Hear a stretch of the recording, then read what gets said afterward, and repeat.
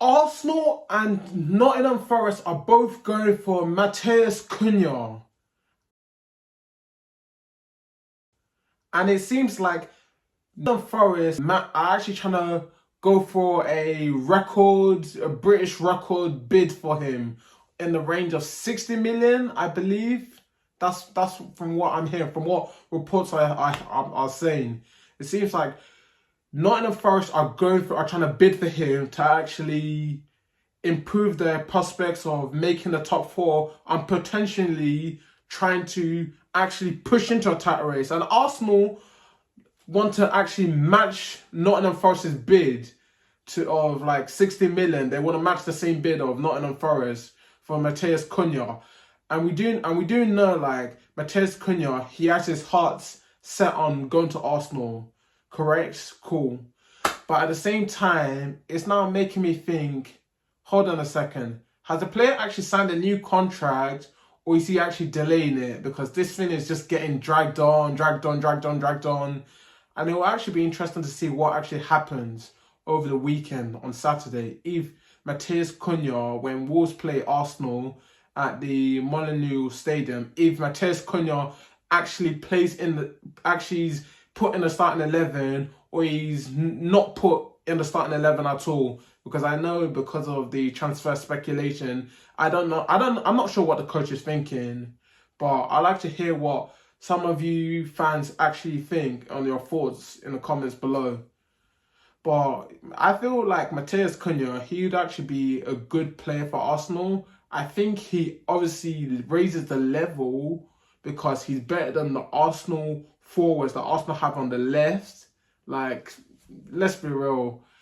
Martinelli, he's kind of stinking it up, and he's too inconsistent. I feel Matheus Cunha will be a level. I feel he will be a level raiser to the Arsenal squad. He will improve the Arsenal team massively. I don't know how much by it, but I feel he'll improve the Arsenal squad up to a point where, for example, he'll be a starter and then Martinelli will become the bench option potentially, and that means good squad depth. You get what I mean? And that's what Arsenal really need. Arsenal need players who are going to improve their starting 11, so your players in your starting 11 can become the bench option. But most people are not thinking like that. They're just thinking, oh, you just want players who to just improve the bench. But the thing is, you need level raisers. Like you can't just go for like players who are just gonna be needle movers, like bench options. Like you need players where, for example, the level when one of your main players from your starting 11 is injured, there's not a drop off. Like you see a sort of the levels raised if you have injuries to key players, and I really feel that comes down to like squad building, like from Arteta and the club. But people just need to acknowledge that it was not good on both sides. I personally don't agree with people blaming Edu, because Edu's gone, so there's no point blaming Edu when he's not at the club. And a guy like Arteta has too much control. And when you consider the fact that Arteta wants Cunha, when he gets Cunha, he can't complain and say, oh, he didn't get his main targets, because hold on a second, Cunha is one of his first choice targets that he wants. Do you get what I mean? And I know Cunha, he can play in the number 10, he can play on the left, he can play in the centre, he's very versatile. Yeah, that's good.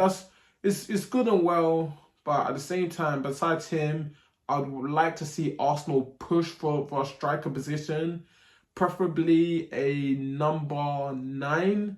Even though the window is kind of tight, I feel Arsenal should try and go and get like a top class number 9. If not, go for a proper number 9, someone who's good, someone who's like an upgrade on what you have at the moment. I don't think Arsenal should go for Sesko now in this window. I think they should actually spend the money, try and break the bank for Isak, if they can, because I feel the club have money. Unless it's PSR that's stopping them from getting Isak, maybe I might understand. But at the same time, the club have been spending money for the past couple of seasons. So I feel maybe they should either try Isak, maybe not Isak. Let me actually mention another name. They should probably go for an Osimhen. I feel they should activate the release clause for Osimhen. You know why? Because I feel he's an upgrade. He's an upgrade, a proper number 9 who stays in the box and who bullies defenders. He's a pest, and the player. He's strong, big. He's a finisher. I feel Arsenal fans don't know what they want for themselves, and people seem to think, oh yeah, Havertz is really great and this and the other. Like, Havertz is okay, but what people are failing to understand is that Havertz is just not that guy. He's not that guy with aura. Because when it comes to like tight matches and you need someone to create something out of nothing, Havertz just can't do that. When you look at level raiders, you look at Salah, Mane, Aguero, Haaland, Lookman, Osimhen, Kudus. Like, those players are players where, for example, they say, give me the ball, I'll make things happen. Havertz is not that guy. Osimhen is that guy. Gyökeres is that guy. You get what I mean? And Arsenal fans need to realise Arsenal need a level raiser. It's alright to have big personalities in the dressing room. You cannot keep thinking, oh, we don't want egos, we don't want people with big personality. If you don't take a risk, you are gonna stay the same. Every big name signing is gonna be a risk. You gotta take risks, man. So yeah, that's all I gotta say, guys. And let me know all your thoughts in the comment section below.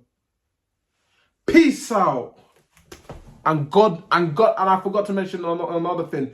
God bless.